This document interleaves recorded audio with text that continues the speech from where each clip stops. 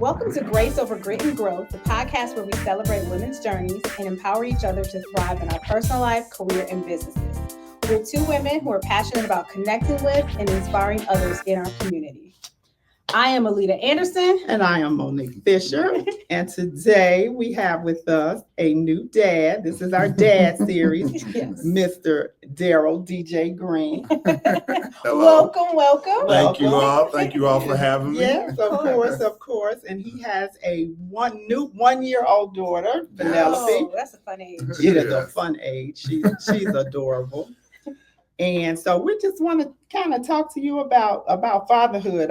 I wanted to start out by saying, I don't know if you knew this, but I never wanted children. Okay. And I used to say that all the time, I want no kids. Mm-hmm. You know, I'm good, right? And then, of course, I got married and I had kids. Mm-hmm. Was that ever a thought for you? Did you? Yeah. Okay. It was. And I had my first child when I was 36. Okay. So I knew I was having a little race against time. So I knew that if I made it to 40, I was going to say, I'm not going to do it. Oh, mm-hmm. Oh, that's interesting. Okay. So I had it before, obviously. So now I want more. Oh, yeah. Okay. Yes, I do want more, but I definitely had that sentiment for a while. Yeah. And a lot of people that knew me knew that I would say they assumed that I wouldn't have kids. Okay, because you said it so much. Yeah. Yeah, right. So they took you at your word. Mm-hmm. Yeah. But things change, right? Yes, things change. And it's been a great experience. It's been the most wonderful experience I've ever been a part of. It's hard to explain it to you. Yeah, it really is. So you see that little person looking at you and they kind of look like you, and it's like, okay, yeah, this is mine. Yeah. That is funny to hear you say that there was a point where you didn't want children, because the running joke with us is that Monique's everyone's mom. Because I was like, why did these people tell you that? She was like, girl, I don't know. I'm like, they just spill their guts.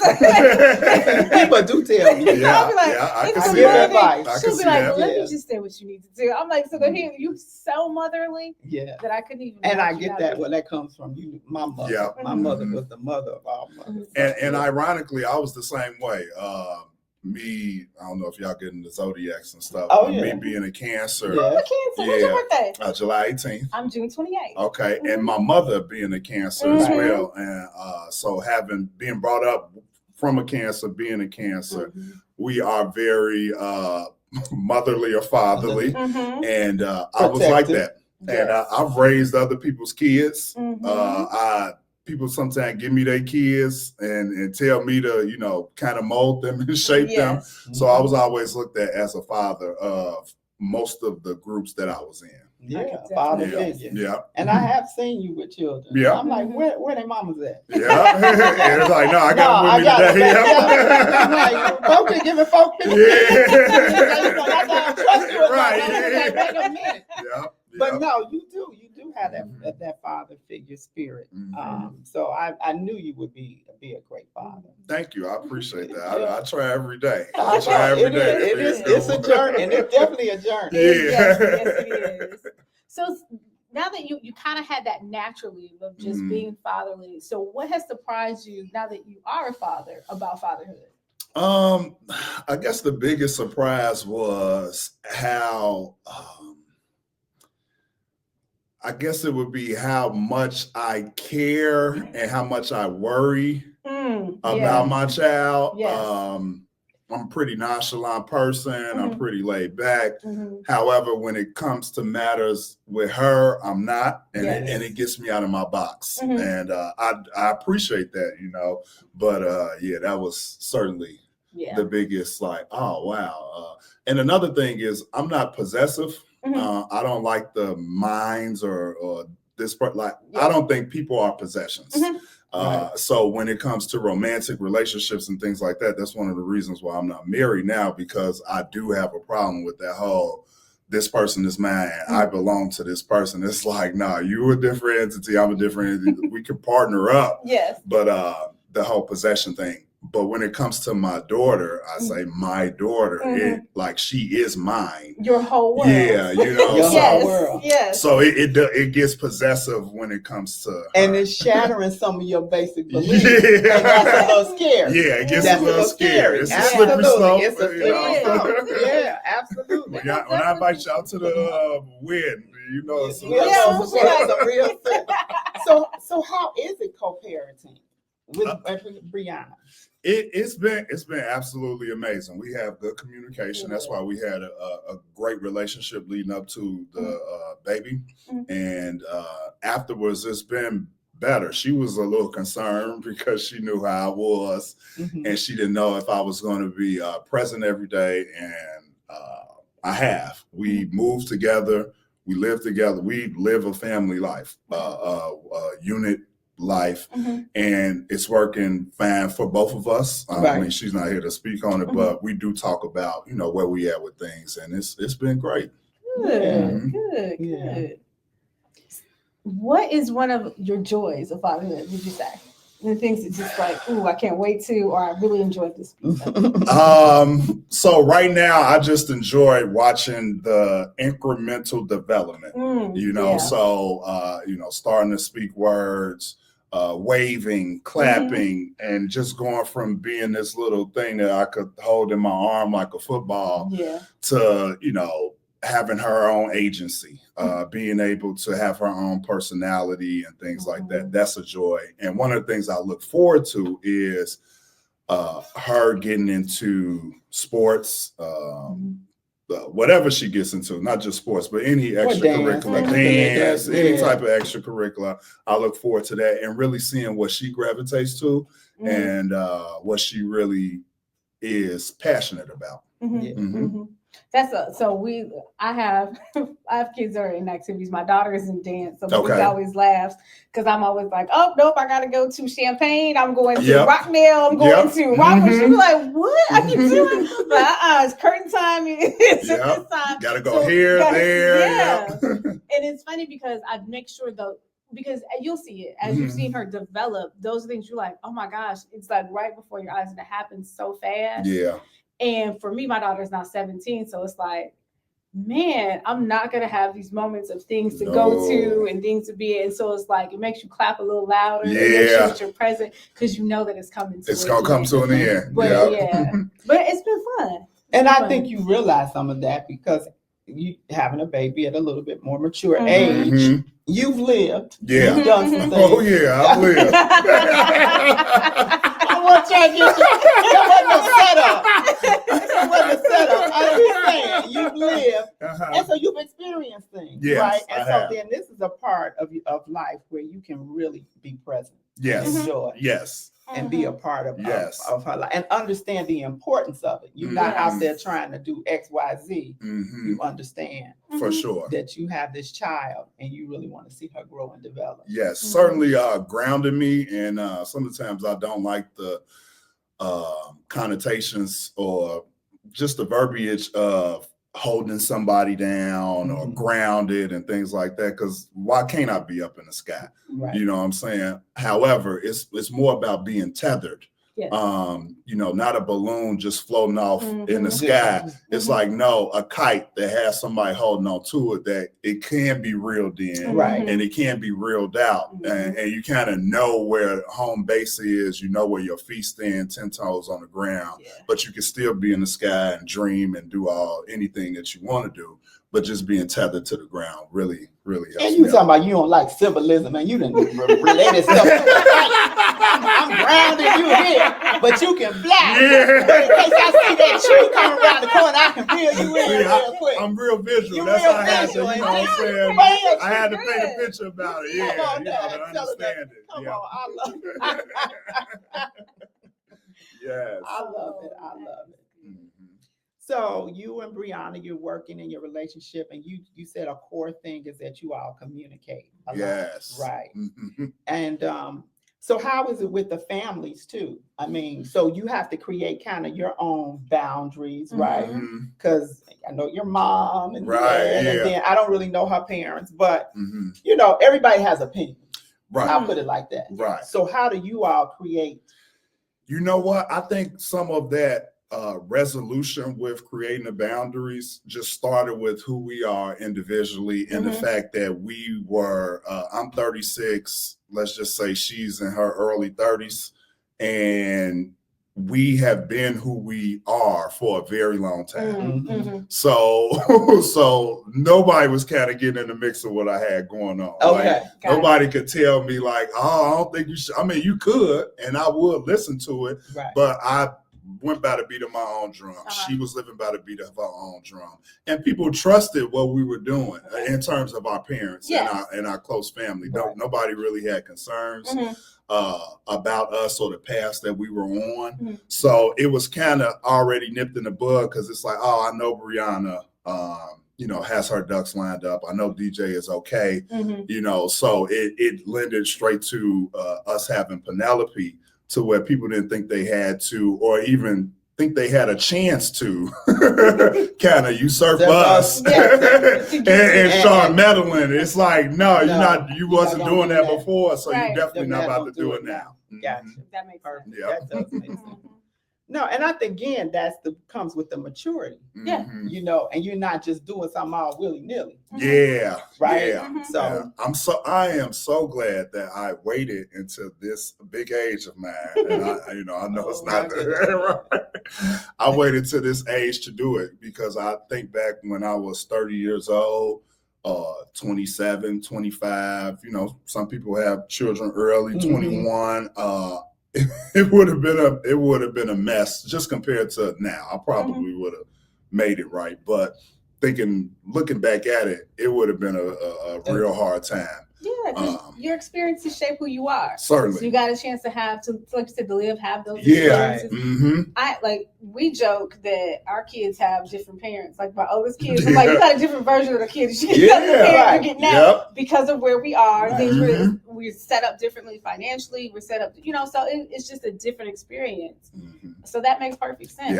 Yeah. And it's just amazing to me too, just the sign of the times, because I didn't have Chris, my first child, until I was 28. Right. And you would have thought I was an old spinster. Right. Right. Right. It was, and even though I had been married too, and they were like, when y'all gonna have a baby? Yeah. But nowadays, it's okay. It's a little bit more acceptable if you're a little older or whatever. You don't get that. Yeah, you don't get flack or all of the comments. Yeah. You're good. Yeah, our society certainly has changed and become more individualized, I guess you can say, and people kind of putting more weight upon individuals, and which I tell people in my generation, we always try to harken back, like, oh, how our grandparents were, you don't know what they was going through back then. You do not. They had a lot of pressures to conform that we don't. And, we could kind of do what we want to do, and people could kind of accept it. And that's a privilege that we have that people from previous generations didn't. And I felt a little pressure to have a child, but that was only because my mother and father wanted a grandchild. But in terms of me even saying, like I said earlier, if I said, hey, I'm making it to 40, I wasn't going to have any kids. That wasn't, I wasn't saying, something that's never been said before. So people did understand that. And I do appreciate my generation and where I fall into this history, and it's been working. Yeah. So I want to talk a little bit about you too. You're an entrepreneur. Yes. Right. Yes. Yes. You went to school, got your degree and stuff. You like, I can't do the 9 to 5. Right. Right. So tell us a little bit about that world. You're in the real estate world. Yeah. So I started off, I got my real estate license in October 2010. And I graduated from U of I in Champaign, Illinois in December 2010. So I got my license before I graduated. And when I got back up here in January 2011, I kind of hit the ground running. Was with Keller Williams High Park before they went down. And who was the managing broker was Montel Burnett. He was a young black guy. He kind of took me under his wing. So when he left there and started his own brokerage, I went with him. And I was with him for years, doing leasings, doing sales, anything I could do to make some money. And I really just wanted to be an investor, but I knew I didn't have any money or access to money. Now that I think about it, I really did. Yeah. You know what I'm saying? I really could have. Yeah. But I said, hey, let me get the knowledge first. Okay. So I went and got the knowledge, and I was able to, earn a living, and was able to come across a lot of different people and kind of be knee deep in real estate at an early age. And I do appreciate that a lot. Yeah. And then I actually followed after his footsteps while I got my real estate license. So, that generation behind you can still be an influence on you. We have to, and again, it's about talking about individuals and understanding where people are. We just did an episode where we talked about respecting children. People, they have a voice. Yes. And we need to listen to people. Yes. And so, so I credit you with the thank you. Real estate life. Oh, the flexibility of being an entrepreneur. Yeah. So, and raising Penelope. Yeah. So that went into our thought process during the pregnancy about how we wanted it to be, and even before we had got pregnant, talking about the potential of having a child. And I was saying that I love people, I love my family. But it's a lot of people that I don't want to put myself around. I don't want to be with, a lot of things that I would rather not. So I put it like that.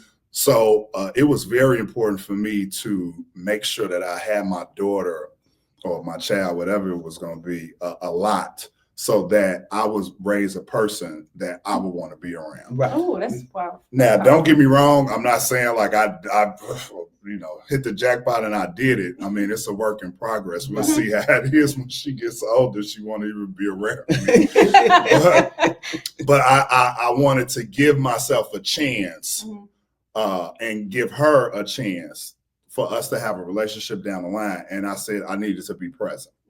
So when it comes to archaic gender roles, that doesn't fly. With me, I'm changing diapers, I'm cleaning the house, I'm with her, and my woman, Brianna, has a 9-to-5 job, and so a lot of times, I'm there in the morning, getting the baby together, doing whatever it may be, and I love it. I want my child to be around me because they're going to be a reflection of what they be around. So I want them to be around me as much as possible. Because you're pouring into her. Yeah, I'm pouring into her for sure. And I'm this whole thing too. This is the current events with Deion Sanders and his son being drafted. I think people are afraid of children who exude confidence. Yes, very much so. And so we have to build confidence in our children. So when things happen, like what just happened with him, not being selected early on, he's eventually selected. It doesn't shake his faith, and it doesn't shake who he is. Exactly. Because you're there. Exactly. Yes. And the first voice that they hear is your voice. It's your voice, right. And that's what you want. That's exactly what you want. I read something that people's internal voice is pretty much how their parents talk to them. And I can attest to that. My mother and father. I love them. and when my father and you are both Virgos. Yeah. Say it loud. And when it comes time for me to I guess not psych myself up or gas myself up, when it comes time that I need to exude confidence, my father's voice is in me. You know what I'm saying? And it's getting me charged up. And when I need to calm down and I need to be a little logical or have some emotional intelligence, that's my mother's voice. So I certainly try to be myself fully with my child so that she can have some type of foundation when she gets older. I ain't gonna be here all the time for her. So when I'm gone, she still will have that. You want her to hear that. You want her to hear you. I can hear your father right now. You feel me? Yeah, you feel it, right? They'll pump up. He gets you going. Right. And then, as Virgos too, we want you to be the best you can be. Yeah, for sure. We pouring into you. You can do it. It ain't nothing you can't do. Exactly. And that's So but that's an interesting way of putting it. Yeah, because I know your parents. Yeah, for sure. Yeah. And especially with little girls. We talked about this in one of our other episodes. I have a very strong father, and it's just me and my sister. Okay. So we laugh like he had girls and boys because it wasn't you're girls, you can't do this. No. Oh, you're girls can. So we would change the tires, make sure we got to check oil. You know, we knew those things of how to. When I moved out, I had my toolbox. I could hang my pictures. Right. You got to do those things, but at the same time, I could be a lady. Right. Exactly. And I had the confidence not to be like, to wither down in conference rooms when I was in corporate America. That my voice mattered and could be heard, and that I could have an opinion. And I think that comes from, like you said, just having a relationship with your father who pours into you and it hears you and gives you that vote of confidence that, And I truly believe the most important person in a girl's life is her dad. Yes. That is the most important. I mean, mama, it shapes we love mamas. Yeah. We do. Yes. But the dad is the one who really shapes. Yeah. Who she is. I agree. And you may not know, you wasn't around, but I grew up with football. I'm the one that had the football on the block. And so I was a tomboy. Right. You know what I'm saying? So I appreciate when you say it's not, don't pigeonhole me. I'm not this one way. I can do all things. Yes. Right? So yes. That's important. Yeah, because in terms of what we foresee Penelope getting into as she gets older, anything that she jumps into, if there's a time commitment or a length of time commitment, then you got to abide by that commitment. You might get into it and you say, you know what, I don't like it. However, this goes for 6 weeks. This goes for 6 months. You got to finish, but you don't have to sign up. Exactly. Right. But we told ourselves we're going to have, like 1 or 2 things that it's kind of no negotiation. You kind of got to do it anyway.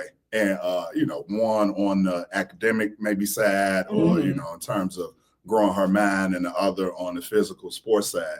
And for me, she has to box. She has to box. I mean, I box. So it's going to be easy to just bring her to the gym with me and things like that. I've already built a relationship and network within the boxing community. You're going to have another lady. Penelope, right. But I'm just saying. But boxing is one of those things where it's like you kind of have to do that. And my reasoning behind that was not only, for the physical fitness, but, for you to be able to take care of yourself and defend yourself if you ever need to. So that's something that she has to have. I love that. I mean, sports in general, I think sports teach children such a discipline of one, like you said, how to balance academically, how to work with a team, work with others, how to handle disappointments because you're not always going to win. Not always going to win. And so those skills transfer over so well in all aspects of life. So sports in general, I think, are always good for children. Yes. So do you have any advice for anybody thinking about becoming a new dad? It sounds to me like you put some thought into it. I heard you say you and Brianna had some initial conversations. Yeah, we did. We did. I would say, first of all, do your best to choose a partner that's, that's correct. Yes. That meshes with you, that, has the same value set as you. Okay. Start thinking outside of yourself in terms of like whether you like this person or not. I mean, obviously you want to like them, but you need to be able to partner with them, which is a big difference. So the first step is to find a partner that you can do it with. And after that is live in the present in terms of this is what's happening. And not like, I used to be like this, or I can't wait till they turn this age and it gets like this. No, appreciate every single phase. That was advice that we had got from people when we were pregnant and the baby came out, was that, they have these different phases and you might love this past phase more than the phase that you're in now. It's like, no, appreciate it. It's going to come and go. Right. And, so that's pretty much the best advice I can give to somebody. That's great. I think picking a partner with like values is very important. Because parenting, there's no book. It's very difficult. Yeah. It's fluid. You don't know what's going to happen. Mm-hmm. And if you at least start with the same value set, yeah, you know, you all can work it out together. Work it out together. But if you all the way over here and I'm all the way over here, it's going to be hard to meet the middle. It's hard to reconcile that. Reconcile all of that. So I think that is great advice. That is great advice. Because the folks out here having children willy-nilly. Yeah. And I've seen a lot of, you know, being able to be at this age. I had friends who are literally graduating their children from high school. Yeah. Yeah. So shoot, one of them, he turned 21. Mm-hmm. You know what I'm saying? And so I was able to see everything that all my friends, family, and other people had to go through. And I was like, well, I don't have to touch the stove. Right. To know it's hot. If he touched the stove and it was hot, hey, it's hot. You know what I'm saying? So I'm gonna learn through other people's experiences, you know, and that just compounds and grows my experiences exponentially because I can use other people's experiences as my own. Yeah. Mm-hmm. And that just creates a journey because it's a journey and it's going to change. And like you said, having a partner or somebody that you can work with, that you're growing and evolving together, you know, that same patch is priceless. It's priceless. It really is. Well, I'm just glad you came to talk to us. Oh, thank you for having me. Yeah, I mean, I've known you your whole life. Yes, you have. And so to see your growth and to see where you are, your maturity, and then just to know that you have Penelope, and I see you with her. You know, I'm on the phone with your mom when you dropping her off, or just over there to hang out. Not necessarily drop off. Hanging out, just having dinner. You know, with your mom and dad. I just love it. So I wish you and Brianna nothing but the best. I think she is a wonderful mother. She's a wonderful person. She's killing it as a mom. She is. She really is. She is doing a fantastic job. And I want you all to stay encouraged. And I know you will, because you talk things through. Mm-hmm. And I will talk to you again in a few more years. Okay. Yeah. All right. My hair fell out and everything. Oh, Lord. We'll use some of your quotes from today. Right, I need to see that. We're going to do the kite. Right, Still holding on. Am I still tethered down? Am I lost in the sauce? Who knows? Thank you so much for having me, you all. It's really been a pleasure. So thank you. So Alita's going to tell you where we get back, because I always mess this up. Okay. So we are Grace Over Grit and Growth. You can find us on Facebook, Instagram, and YouTube. When you guys go onto our YouTube page, we're going to ask for you to watch it, like it, and to subscribe. We love all the comments and the calls and texts that we get to say that you watch the episodes. But we need you all to subscribe. You're like, what episode? I missed a couple. If you subscribe, you won't do that. Yes. So we appreciate the support. Until next time, enjoy. Take care. Bye-bye.